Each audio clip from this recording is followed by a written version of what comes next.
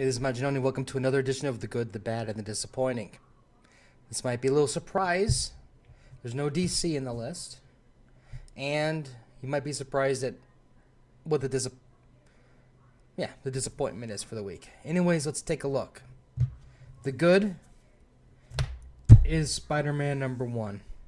Now, I don't know what it is about the way Bendis writes Miles Morales, but it's just refreshing. I mean, yes, it's exactly the same thing as Peter Parker in that, he's this high school kid. He's got to balance, school life with fighting crime, but it's just done,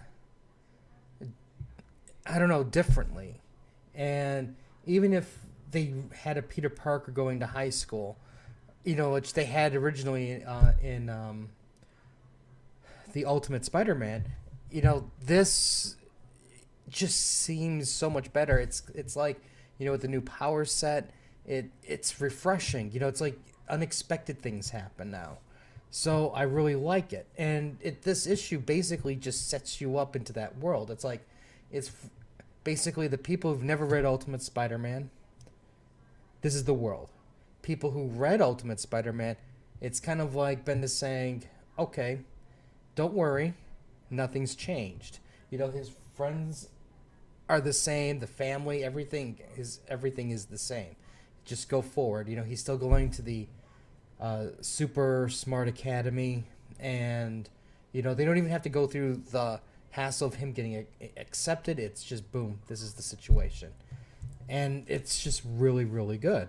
And the art is fantastic. I mean, yeah, there's some issues with the eyes every now and then, but the art's great.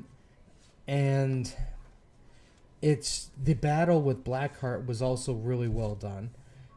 Everything leading from the ambulance car wrecks to the actual fight itself was great. I like let me see if I can get you the redesign, a good redesign picture of Blackheart without spoiling too much.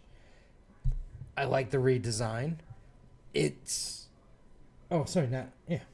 Blackheart. It was just so well done. And while this may not be a 10 out of 10 book, it was at least by far the most fun I had reading. And so I was very, very pleased with this one. Okay, the bad. I should have known this, but I have a weakness. My weakness is the Serpent Society.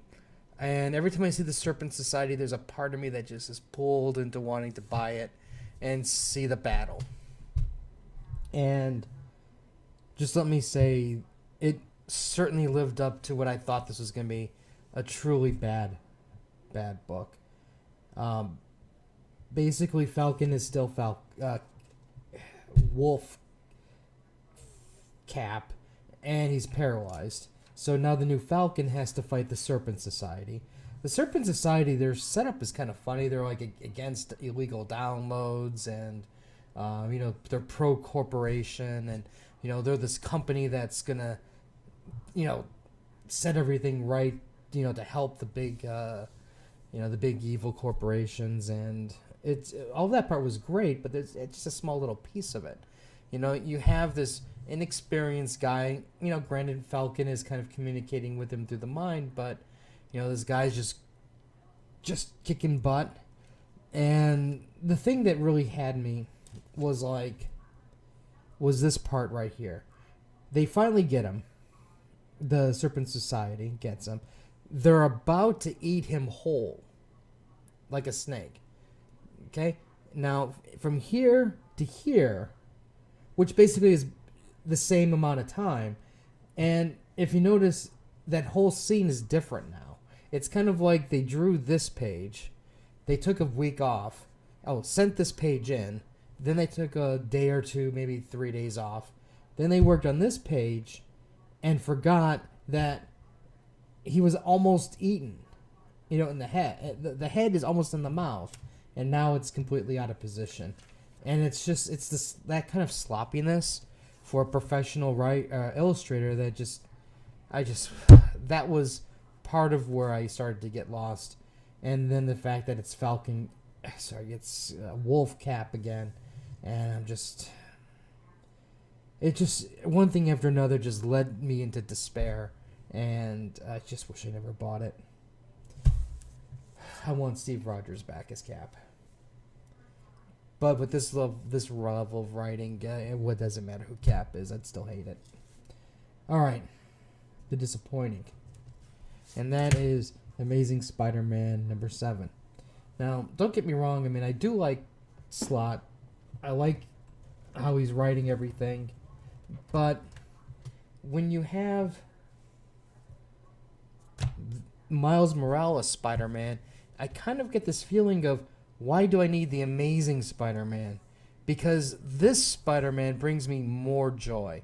This Spider-Man it's more fun. This Spider-Man just feels more like Spider-Man.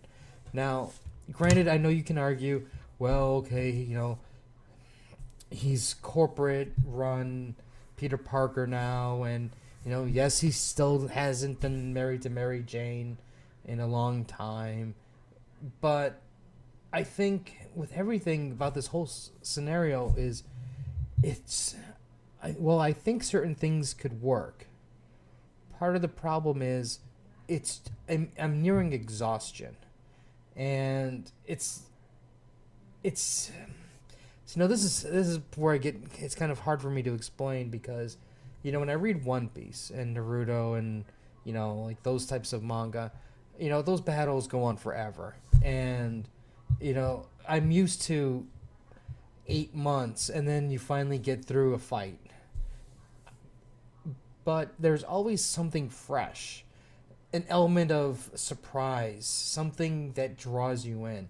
Whether it's we learn interesting backstories with characters, or unique powers or abilities manifest, or something interesting happens. But with this, nothing interesting happens.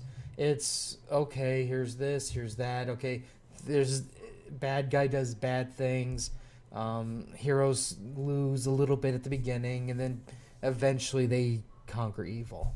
And it's just, to me, it's just like, I need more. I need something more than this. It's kind of like, how do you... Peter Parker runs Parker Industries worse than Bruce Wayne did with him, with Wayne Enterprises.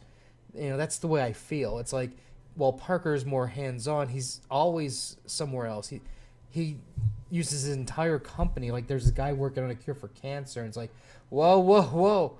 I understand you're close, buddy, but Spider-Man needs something. And then they got to go make it, whatever Peter Parker wants.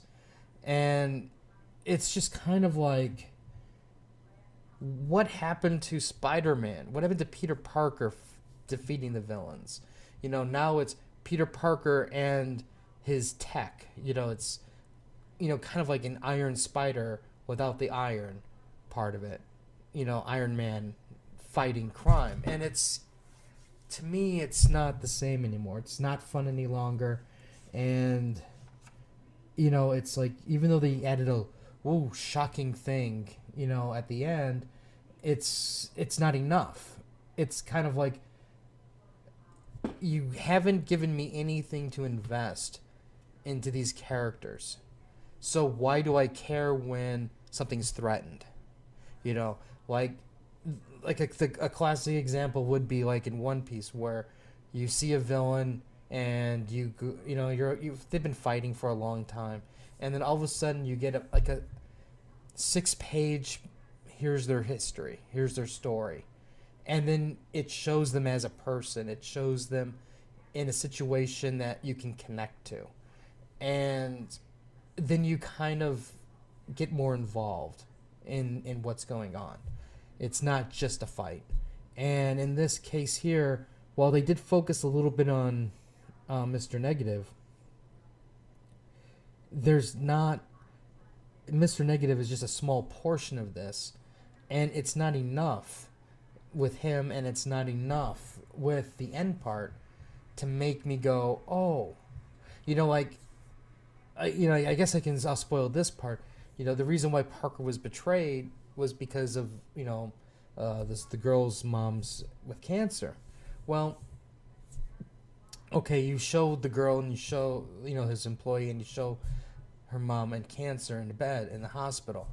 So I guess we're supposed to feel sorry for the situation, and we can sympathize with her why she's doing the things she's doing.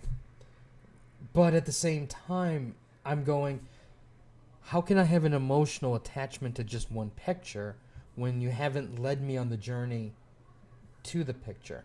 It's like, it's one thing to show us that, but I need follow-up. I need to see why this woman would do anything to save her mom. Just saying that that's her mom is not enough for me to go, oh, okay, yeah, that makes a lot of sense. Yes, you can say that, that's heartless, but it's a comic book. You know what I mean? It's like you're supposed to give people a reason to, like or dislike things instead of just always showing, it's like some of the more interesting villains were always villains who stole for a good cause, meaning, or a situation where they were trapped into and they're trying to get out, and the only way to do it is to steal. Those are the characters that we can sympathize with, and maybe on some level even cheer for, in the hopes that at some day they'll get away and from their situation and get on the right path. And I think with this is what it kind of fails to do. Is it's just like, here's the mom and cancer, and then, or disease, and then it's like nothing. Here's Cloak and Dagger. Oh, they're evil. Well, now suddenly, but you don't give us anything to justify why we should care that they're evil. It's like, you figure with comic book readers today, yes, there's a lot of readers who know who Cloak and Dagger are, but there's how many people started to read comic books just because they saw the Spider-Man movies? They have no clue Cloak and Dagger is, So there's nothing for them to go, I understand their connection. I understand why, it's painful for Spider-Man to fight these characters, and it's missing all of that. And it's all in favor of,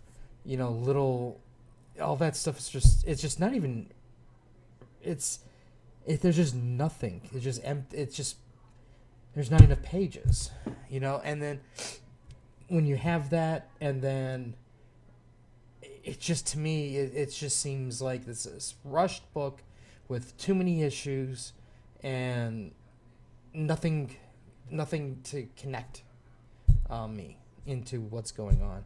So I think, for me, that's why I think it's just a disappointment. It's to me, it doesn't have the soul of, this does. This has soul, this has heart, this is, like, to me, like, alive. And this, to me, just seems like it's just, okay, we gotta do something different now, so Spider-Man's in China, and this is the situation. We're throwing everything at him in China to make, and hopefully all of this stuff will make it interesting. While this is, the crux of this story is, teenager is failing at school because he wants to be a superhero and save lives. That's the difference. And that's why this is failing for me. But anyways, that's my good, bad, and disappointing. I know this rant went on a little bit long, but that's, yeah. Let me know what you guys thought your good, your bad, your disappointing is. We'll have some more stuff later. So until next time.